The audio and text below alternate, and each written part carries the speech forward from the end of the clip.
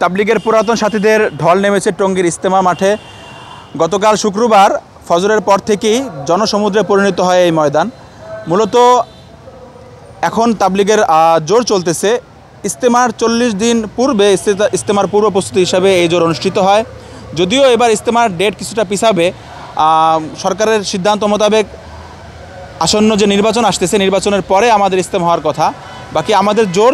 বাংলাদেশের একমাত্র smart city Bashundhara এখন আরো নিরাপদ, আধুনিকতায় আরো এক ধাপ এগিয়ে।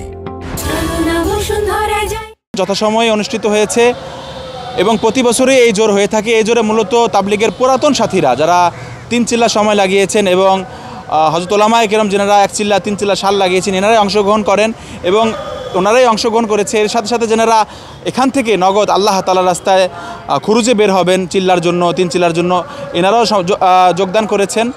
আলহামদুলিল্লাহ, আমাদের প্রতি নামাজের পরেই আমল চলতেছে। এখানে আমাদের 64 জেলা থেকে প্রায় 2 লক্ষাধিক মানুষ সমবেত হয়েছেন এবং 19টি দেশ থেকে প্রায় 700 মেহমান বর্তমানে মাঠে অবস্থান করতেছেন। মূলত 64 জেলার সাথীরা ওনাদের গত 1 বছরের মেহনতের কারগুজারি আমাদের বড়দেরকে শোনান।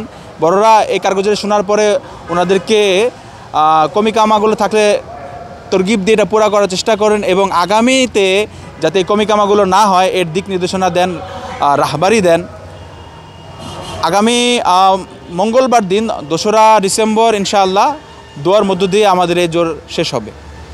কতটি জেলা বা উপজেলায় এটা অংশ নিল? সবটি তো বললাম 64, এটা বলে দিচ্ছি প্রথমে। যেতেছেন